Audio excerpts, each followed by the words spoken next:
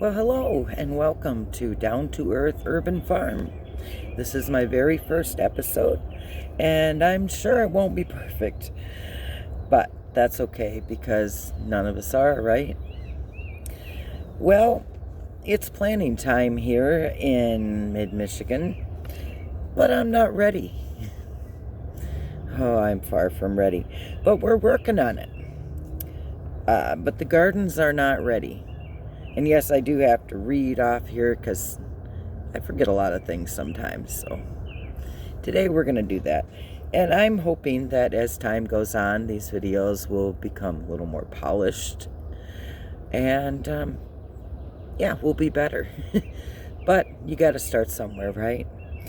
So anyhow, due to some medical limitations that I have, maybe like others watching, it has been very difficult to continue doing something that I have enjoyed for a number of years. And the garden layout was not planned out well originally. You know how like when someone has I don't know, like maybe a little farmhouse or what have you, and you see over the years where they needed more room, so they added on here, and then they added on here, and then, oh, now we need a spot over here. Well, that's kind of what happened with my gardens over time. That all is going to get redone, and I know that there's probably others that have some medical limitations. Either you have arthritis or some other issues that create difficulty with mobility for you. So that's kind of where I'm at right now. So we're going to redo things so that I can continue doing it. It did allow me to grow some wonderful things in the past, but it's time to make it over. Or to design and to build in a way that better meet me and my family's needs. And so we've been tearing down to rebuild all new. And as we rehab and rebuild everything, I'm reminded of the scripture in Isaiah 43:19, where it says, "Behold, I am doing a new thing. Now it springs forth. Don't you perceive it? I will make a way in the wilderness and rivers in the desert." And although different, I really feel like we have an untamed wilderness going on here, and some parts are just really overwhelming. But let me take you around and I'll show you what our current situation is here. Oh, and before I forget, I just want to express my gratitude for all of those who have been helping make the changes possible, and I just really appreciate all of the hard work that others have put into making this successful for me. So we're going to show the good, the bad, and the ugly. And believe me, there is some ugly. Y'all drink coffee? I have to start my day with a little bit, maybe a little more than some, but I enjoy it. Let me set this down. And we'll go take a look around. All right, we'll change this around so that you can see what's going on here versus me. So anyhow, this part was finished, and these here are green stalks. And if you've never heard of them, they are a tower system that has, this is the original. They also have a leaf version. The originals have about 1-foot deep pockets, and there are 30 pockets on each of these towers. And I have a spinning base, so you can access them by just turning it. And depending on the way the sunlight goes in or comes in, you may need to turn them about halfway around to allow the sunlight to fully reach all areas. So if you give it about a half a turn every day, basically, that will help with that. And now up at the top here, I have these really cool little covers, and you can open that and then you can water in through there. But I'll take one of them off. And you'll see there is a big reservoir down in there.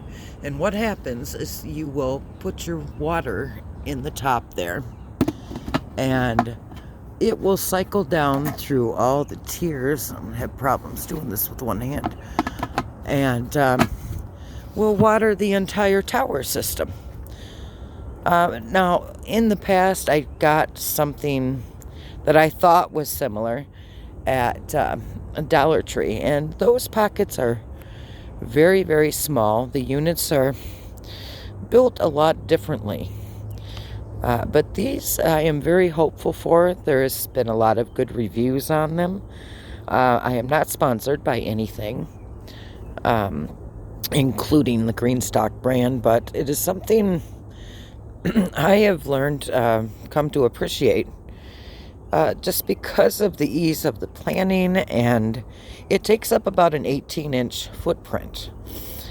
They do recommend that you have it on a level surface to avoid some of the toppling and things like that, and so that the water can flow down through the system evenly. So anyhow, what we did is we just got some big 2x2 paving stone, or paving bricks, I guess they are, and put ours on that after that was leveled, and it seems to be working quite well. Now, this is part of a project that was completed. This is a system of trellises. If you look, each one of these sections is a trellis.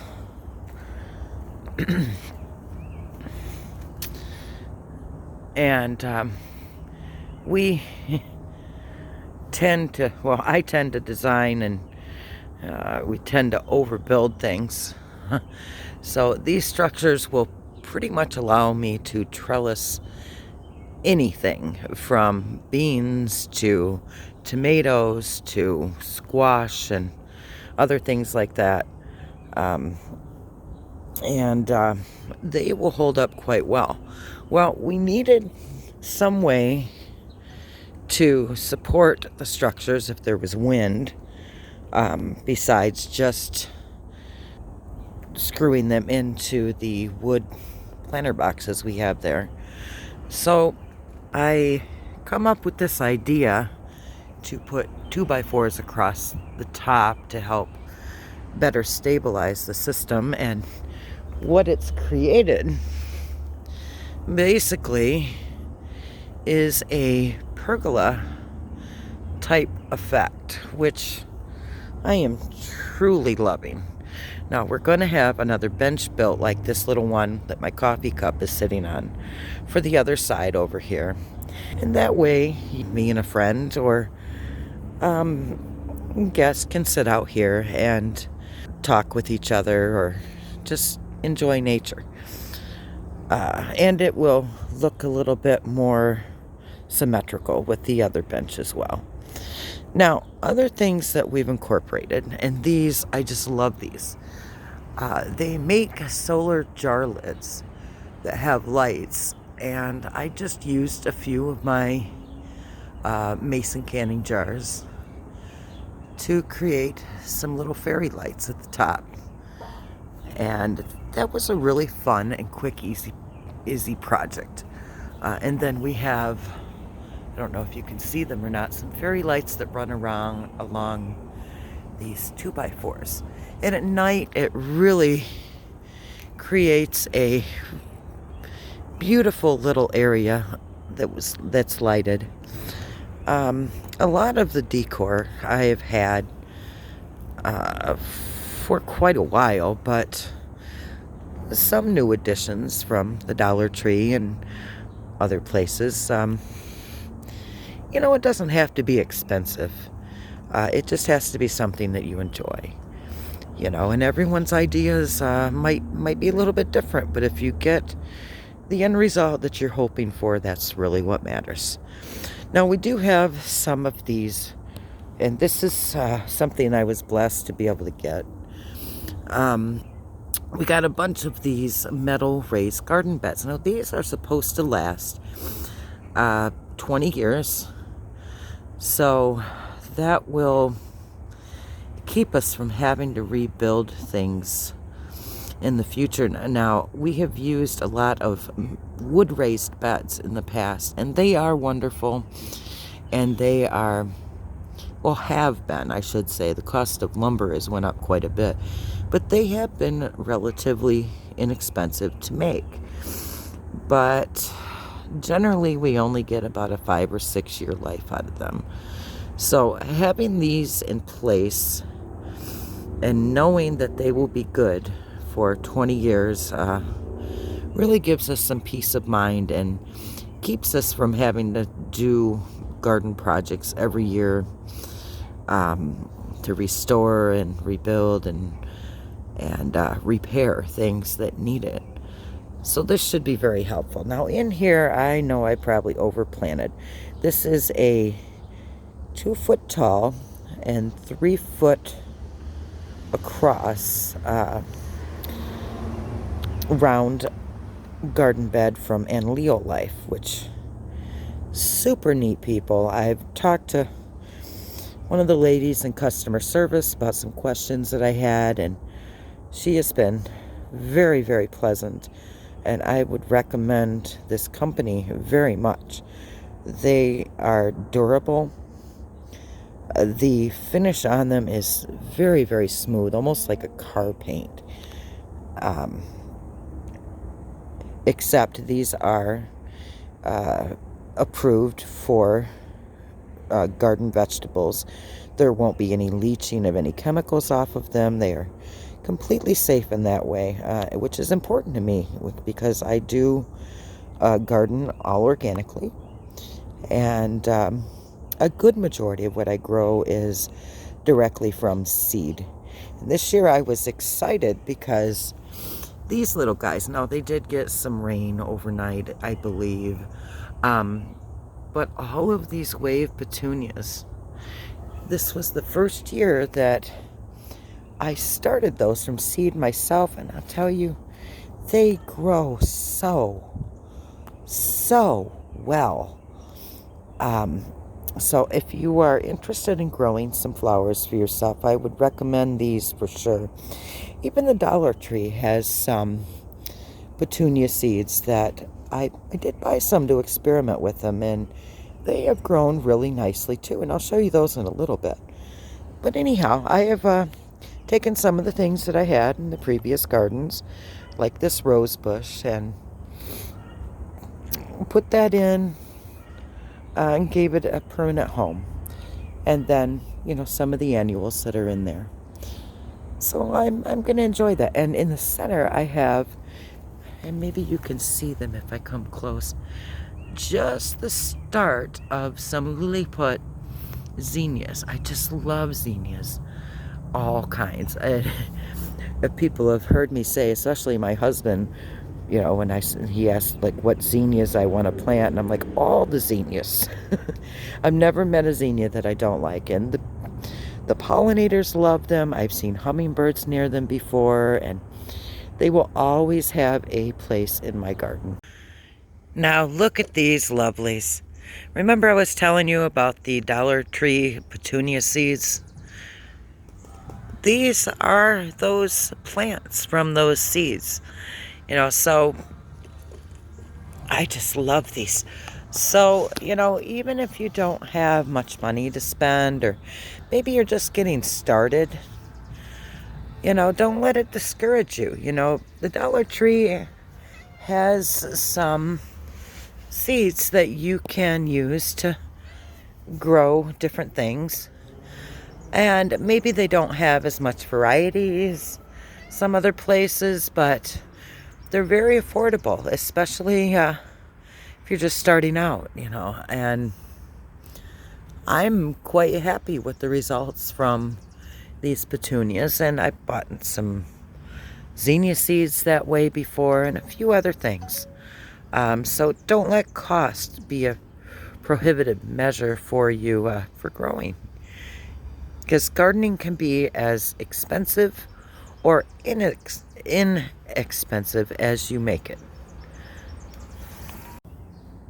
I just kind of hooked those up with a little bungee, and the bungee was a little short, so I engineered it, shall we say. Um, but these containers are actually a self-watering container. So there is a little spout on the other side. Let me see here. There you go. And that can be filled with water, and the soil and the roots will grab that water from the reservoir and will help keep those containers from drying out. And that is a problem with smaller containers like that. They, especially when the plants start growing more, they are going to demand more water. And in hot seasons, in hot times, days, you're going to be watering that a lot. And you do not want to water in the middle of the day. That could scorch the leaves. So you want to do it either early in the morning or more toward the evening when the brightest part of the sun is past. I don't do it usually in the evening because we do have some slug pressure here. And they really like wet soil in the evening.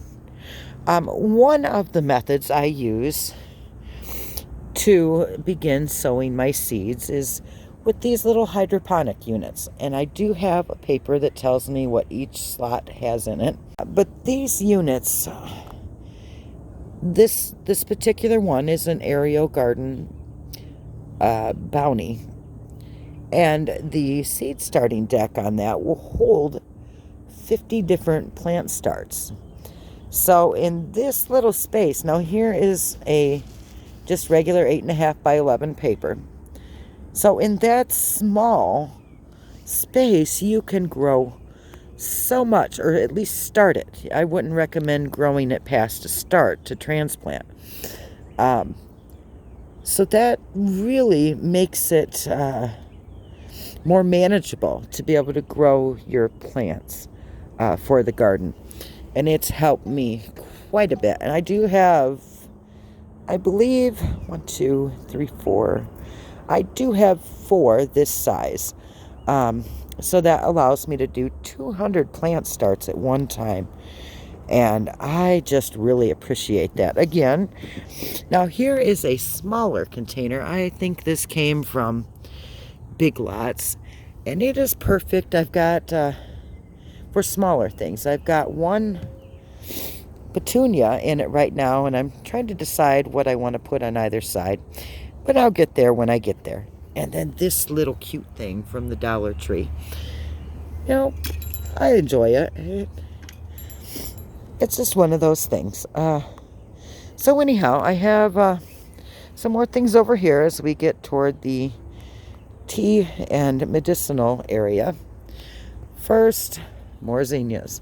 I have zinnias in here and some carnation, some daisies, and some Cosmo. The Cosmo I have is seed scattered in there. And again, I know it's going to be probably overfilled and crazy, but that's okay. I have some more chamomile in these smaller containers. And some violas in the elongated ones. That'll be nice to see that. I love being greeted by flowers when I come home or when I just come out my door. So here are some of the starts that have been brought up from my grow light area inside, and they are so desperately wanting to be in the ground. And I keep telling them, you'll get your chance. It's coming soon. But they are ready.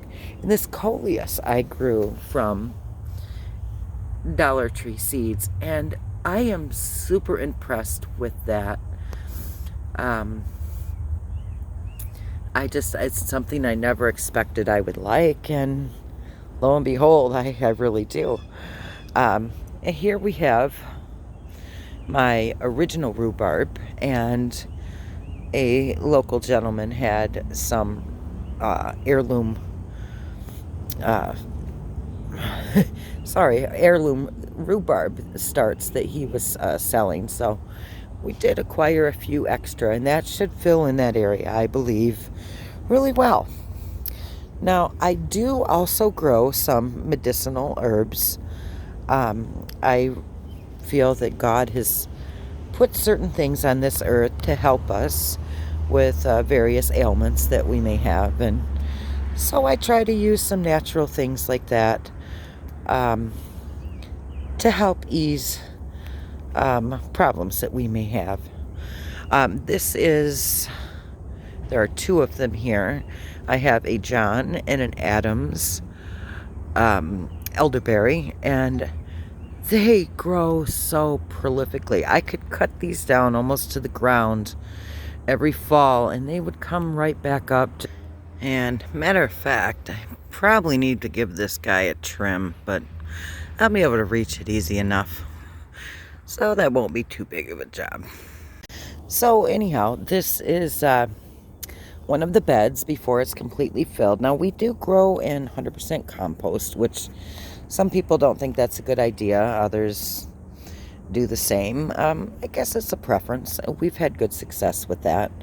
But before they're filled, because soil and compost can be expensive, even if you buy it in bulk like we do.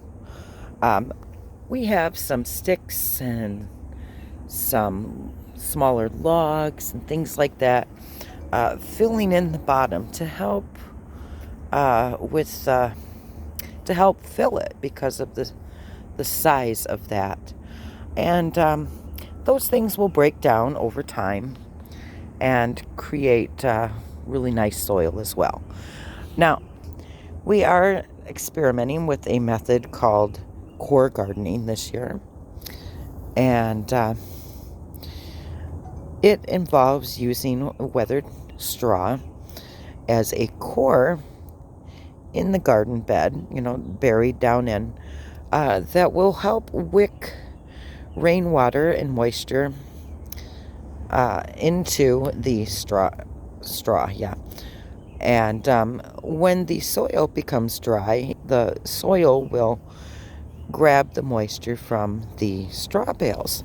Well, straw, you don't want to put a whole bale in there, more like, flakes. But it will wick the moisture from that and will help with water conservation and eliminate your need to water nearly as much, which will be a time saver as well, and then you won't be using as much water. Well, yeah, that's conservation. Anyhow, so we're experimenting with that, and I have heard really good things about it, so I'm excited to see how that works this year. Now, we do have some blueberries. These were just transplanted, and I'm pretty sure they're planted too close, but we'll just see what happens. Those we've had for a little while, but they have gotten a new home. We've got some more starts over here. I am trying to keep them in an area that is a little more shaded right now to acclimate them to the outdoors. So hopefully they'll do okay. So anyhow, in these paths we have made quite wide. This one over here is about 5 feet. Maybe a little bit more, but I believe about 5 feet. And that will give us plenty of room to get wheelbarrows through, garden cart, my seat to be able to sit down and garden. And that's another thing about the height of these garden beds. They are the perfect height if you cannot stand long. This definitely is the right height to be able to do that. So I am very grateful that the garden chair that I have is right at that height that makes it easy to sit and be able to plant seeds and do the gardening activities. So I have in the corners here some marigolds that were started inside. Now these are a French dwarf, so they will stay smaller. I have some others that are some other heirloom marigolds that get quite large, but I don't have them planted yet. I'm waiting for the beds for those to be done. But anyhow, I have a little bit of spinach down there, and I have some different melons over here, giving them a couple feet in between. And that'll be so neat. I'm excited to see them grow up, these trellises. The other neat thing is that I have some of my little whirligigs and things up here on the ends, which I don't know. I like a little whimsy. I like fun. So that'll be nice. And some more melons growing over here and a few squash. Some more beds that need filled. But it'll be okay. It'll get done. So that's kind of what I will see. There we go. I'll show you this angle of it too. There goes the school bus driver. Every day about this time. Anyhow. So here is another bed planted up with some brassicas. And now, it's not always recommended to plant all of like vegetables together, because if you do get an infestation or a disease, it can quickly spread to the other plants in the same family. So that's a risk, but I'm a little bit of a rebel that way, so that's all right. We'll see what happens, you know. I could have good success, and a lot of times I do, doing it this way. It's just, you know, trial and error. Every garden season presents its own complications and its own struggles and its own successes. But even if something doesn't do well for you, don't give up on it. You know, just continue to try. You know, eventually you're going to see the success that you're looking for. Maybe tweak something, change something a little bit. Even master gardeners, they have struggles from year to year. You know, it's just the way nature is sometimes. Now, in the back of where these brassicas are, I have some snow peas planted from seed, and also some snap peas. Now, they don't really take up much room. They just need a little footprint. So once they get tall enough, I will guide them up to the fence, and they'll grow a little bit horizontal or vertically, and then we'll have them grow horizontally along the fence. And the blossoms from peas are really, really pretty in themselves, and it'll add some interest on the fence as well as providing peas. So yeah, that should be neat to see the peas growing along the fence. I do have, sorry about that, I do have some more squash varieties growing over here. We have some sugar pie pumpkins, which are a smaller pumpkin, which would be nice to be able to use for pies, and we really like pumpkin bread and things like that, so that'll be nice to have in there. Some honey nut squash as well, which I really, really want to try. I've heard good things about it. There's one of our inexpensive little decorations on the, it's just fun. I don't know. It adds a little brightness into the garden before you have your flowers blooming and that kind of thing. Now, my husband says this rose is still alive, but I'm not as hopeful for it. But we're going to leave it in place, and we're going to see what happens. You know, we can at least give it a chance. But my hopes are not very high for it. I know, that's not quite so optimistic, is it? Anyhow, the same kind of variety of things as in the other Anleo Life bed on the other side. Just some little odds and ends, and once that starts growing, it should do really well. I hope it'll fill out and look neat. Now, these are more Birdie's beds. And I've crammed a lot in there. I don't know why I do this, but I do. But I have some phlox and some dianthus and some carnations in there. And in the center, we have some different echinaceas, different colors. I just love color in the garden. And then some lavender, which I am so excited about. And yes, I'll probably have to divide them once they get larger, because that's quite a clump of them. But I was able to winter sow that. As you see, 224 is when I put that outside. And I have itty bitty lavender. I'm so excited about that. So we have some lavender, some chamomile. I figured they kind of went together. And then the echinacea. All of those are really nice herbs for tea. And they do have some medicinal properties as well. Now, more there is Brother. He likes to come out and explore, and he has a hard time being inside when I'm outside. So, there's that. So anyhow, speaking of tea herbs, these Agastaches, and these were started from seed as well. These guys are new this year in here, and they are having a little bit of transplant shock, but they'll get over it. Agastache is pretty durable. And I have a number of different colors of that and cultivators. I have a lavender martini Agastache. This is an apricot sprite, which is more of an orangish color. There's raspberry daiquiri, which is a pink. Apache sunset, which has like some orange and pink colors mixed into it. And actually, these blooms are already spent, but that is one of the Apache sunsets. But this one here is an anise hyssop, which is not actually a hyssop, but an agastache that blooms purple. And I have had that in the garden for 3 or 4 years, I want to say. I do also have some bee balm in here, also known as bergamot.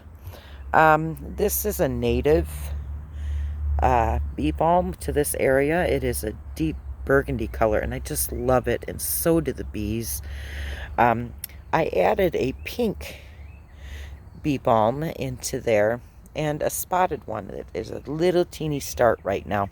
So those should be nice. And all of these herbs are not only pretty to look at, but they are also really nice to make tea with. Here is another one of the wave petunias, and a little guy from the Dollar Tree. It's just fun to have those little things in there. And I guess I actually put it in a pretty good spot because it's right near plants where bees like. Kind of funny how that happened. Anyway, let's go out to the very front of the yard where I have some other things going on. Most of these are perennials. And originally when I had my one garden bed out here, it was all a perennial bed. Now, perennials are nice because they keep coming back every year. You don't have to continue to invest in plants. You don't have the work of planting them every year. And they just add some wonderful surprises, especially some of the bulbs that bloom early in the season. You'll see, like, I had daffodils in here and some tulips, which have now died off, and a few little clusters of hyacinths. And those are early bloomers, but really nice to kind of bring in spring. I have some wildflowers in here. We'll see what, somebody gave me the seeds for them, so we'll see what happens with them. And some snapdragons and some